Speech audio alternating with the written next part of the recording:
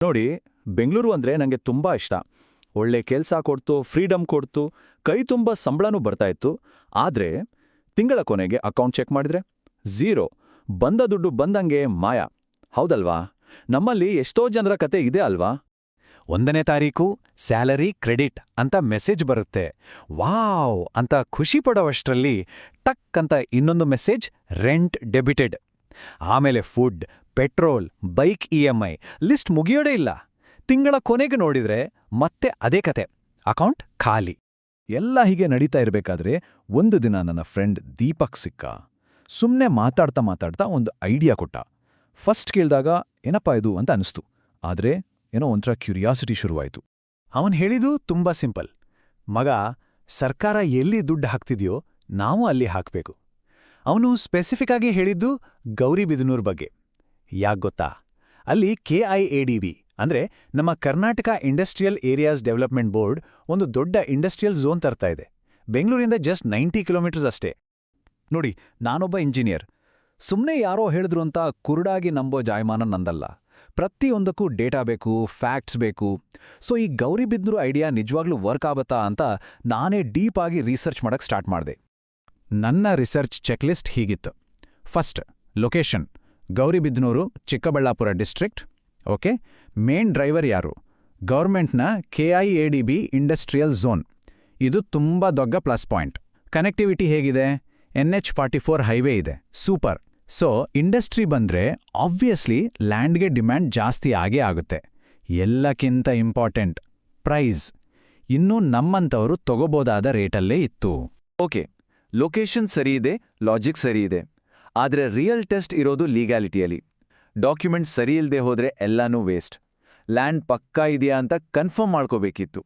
ಆಗ ನಾನು ಭಾರತ್ವಾಸಿ ಪ್ರಾಪರ್ಟೀಸ್ ಅವರನ್ನ ಕಾಂಟ್ಯಾಕ್ಟ್ ಮಾಡಿದ್ದು. ಅಲ್ಲಿ ನನಗೆ 3 ಮುಖ್ಯ ವಿಷಯಗಳು ಗೊತ್ತಾಯ್ತು. ಒಂದು, ಸೈಟ್ ತಗೋಬೇಕಾದ್ರೆ ಈ 3 ಪಕ್ಕಾ ಇರಲೇಬೇಕು. ಸ್ಟೆಪ್ 1, DC ಕನ್ವರ್ಷನ್ ಅಂದ್ರೆ ಅದು ವ್ಯವಸಾಯದ ಭೂಮಿ ಅಲ್ಲ, ಮನೆ ಕಟ್ಟೋಕೆ ಅಂತ ಕನ್ವರ್ಟ್ ಆಗಿದೆ ಅಂತ government certificate. Step 2, DTCP approval. ಇದು ಇಡೀ ಲೇಔಟ್ಗೆ ಅಂದ್ರೆ ರೋಡು, ಸೈಟು ಎಲ್ಲದಕ್ಕೂ ಸರ್ಕಾರದ ಸ್ಯಾಂಕ್ಷನ್. ಸ್ಟೆಪ್ 3, ಎ ಖಾತಾ. ಇದು ನಿಮ್ಮ ಮಾಲೀಕತ್ವಕ್ಕಿರೋ ಫೈನಲ್ ಪ್ರೂಫ್. ಲೋನ್ ಮಾಡ್ಸೋಕೆಲ್ಲ ಇದೇ ಬೇಕು. ನನಗೆ ಎಲ್ಲಕ್ಕಿಂತ ಜಾಸ್ತಿ ಇಷ್ಟ ಆಗಿದ್ದೇನು ಗೊತ್ತಾ? ಭಾರತ್ವಾಸಿ ಆಫೀಸ್ನಲ್ಲಿ ಕವಿತಾ ಅಂತ ಒಬ್ರು ಸಿಕ್ಕರು. ಅವ್ರು ಎಲ್ಲ ಡಾಕ್ಯುಮೆಂಟ್ಸ್ ತೋರಿಸಿ, ಅರ್ಜುನ್ ಇದನ್ನ ಮನೆಗೆ ತೊಗೊಂಡೋಗಿ ನಿಮ್ಮ ಅಪ್ಪನಿಗೆ ತೋರಿಸಿ, ನಿಮ್ಮ ಲಾಯರ್ ಹತ್ರ ಚೆಕ್ ಮಾಡಿಸಿ, ಇವತ್ತೇನೂ ಡಿಸೈಡ್ ಮಾಡೋದು ಬೇಡ ಅಂದ್ರು. ಅಬ್ಬಾ, ಆ ಮಾತಿದೆಯಲ್ಲ, ತಗೊಳ್ಳಿ ಅಂತ ಫೋರ್ಸ್ ಮಾಡೋ ಬದಲು ಹೀಗೆ ಹೇಳಿದಾಗ ನಂಬಿಕೆ ಡಬಲ್ ಆಯ್ತು. ಸೊ ಡಾಕ್ಯುಮೆಂಟ್ಸ್ ಎಲ್ಲ ವೆರಿಫೈ ಮಾಡಾಯ್ತು. ಮನೆಯವರಿಂದಾನೂ ಗ್ರೀನ್ ಸಿಗ್ನಲ್ ಸಿಕ್ತು. ಇನ್ನು ಫೈನಲ್ ಸ್ಟೆಪ್, ಅದನ್ನ ಅಧಿಕೃತವಾಗಿ ನನ್ನ ಹೆಸರಿಗೆ ಮಾಡ್ಕೋಬೇಕಿತ್ತು. ಆ ಟೈಮಲ್ಲೇ ನಮ್ಮಪ್ಪ ಹೇಳಿದ ಒಂದು ಮಾತು ನನಗೆ ಯಾವತ್ತೂ ಮರೆಯೋಕ್ಕಾಗಲ್ಲ. ಕಣೋ ಅರ್ಜುನ್, ನಾನ್ ನಿನ್ ವಯಸ್ಸಲ್ಲಿದ್ದಾಗ ಒಂದು ಒಳ್ಳೆ ಜಾಗ ತಗೊಳ್ಳೋ ಚಾನ್ಸ್ ಇತ್ತು. ಆದ್ರೆ ಸುಮ್ನೆ ಕಾಯ್ಟಾ ಕೂತು ಮಿಸ್ ಮಾಡ್ಕೊಂಡೆ. ಆ ವಿಷಾದ ನನ್ಗಿನ್ನೂ ಇದೆ. ಆ ತಪ್ಪು ನೀನ್ ಮಾರ್ಬೇಡ. ಡಾಕ್ಯುಮೆಂಟ್ಸ್ ಕ್ಲೀನಾಗಿದ್ರೆ ಒಂದು ಕ್ಷಣನೂ ಯೋಚನೆ ಮಾಡದೆ ತಗೋ ಅಂದ್ರು. ಆ ಮಾತು ನನ್ನ ನಿರ್ಧಾರವನ್ನ ಸೀಲ್ ಮಾಡ್ಬಿಟ್ಟು. ಸಾಮಾನ್ಯವಾಗಿ ಸಬ್ ರಿಜಿಸ್ಟ್ರಾರ್ ಆಫೀಸ್ ಅಂದ್ರೆ ತಲೆನೋವು ಅಂತಾರೆ. ಕಾಯ್ಬೇಕು, ಗಜಿಬಿಜಿ ಇರುತ್ತೆ. ಆದ್ರೆ ನಂಗೆ ಆಶ್ಚರ್ಯ ಆಗೋಯ್ತು. ಭಾರತ್ವಾಸಿ ಟೀಮ್ ಎಲ್ಲವನ್ನೂ ಎಷ್ಟು ನೀಟಾಗಿ ಅರೇಂಜ್ ಮಾಡಿದ್ರು ಅಂದ್ರೆ ಡಾಕ್ಯುಮೆಂಟ್ಸ್ ಪ್ರೀ ಚೆಕ್ ಮಾಡೋದ್ರಿಂದ ಹಿಡಿದು ಸ್ಟ್ಯಾಂಪ್ ಡ್ಯೂಟಿ ಕ್ಯಾಲ್ಕುಲೇಟ್ ಮಾಡೋವರೆಗೂ ಎಲ್ಲಾನೂ ಸ್ಮೂತಾಗಿ ನಡೀತು. ಅಕ್ಷರಶಃ ಯಾವುದೇ ಟೆನ್ಷನ್ ಇಲ್ಲದೆ ರಿಜಿಸ್ಟ್ರೇಷನ್ ಮುಗೀತು. ರಿಜಿಸ್ಟ್ರೇಷನ್ ಮುಗಿದ ಮೇಲೆ ನನಗೊಂದು ವಿಷಯ ಗೊತ್ತಾಯಿತು. ನಾನೊಬ್ಬನೇ ಈ ಸ್ಮಾರ್ಟ್ ಡಿಸಿಷನ್ ತಗೊಂಡಿಲ್ಲ. ನನ್ನ ಹಾಗೆ 3,000ಕ್ಕೂ ಹೆಚ್ಚು ಫ್ಯಾಮಿಲಿಗಳು ಇದೇ ಜಾಗದಲ್ಲಿ ಇದೇ ಪ್ರಾಸೆಸ್ ಮುಖಾಂತರ ಇನ್ವೆಸ್ಟ್ ಮಾಡಿದ್ದಾರೆ. ಆವಾಗ ಅನ್ನಿಸ್ತು, ಹೌದು, ನಾನು ಸರಿಯಾದ ದಾರಿಯಲ್ಲೇ ಇದ್ದೀನಿ ಅಂತ. ಸರಿ, ರಿಜಿಸ್ಟ್ರೇಷನ್ ಎಲ್ಲ ಆಯ್ತು.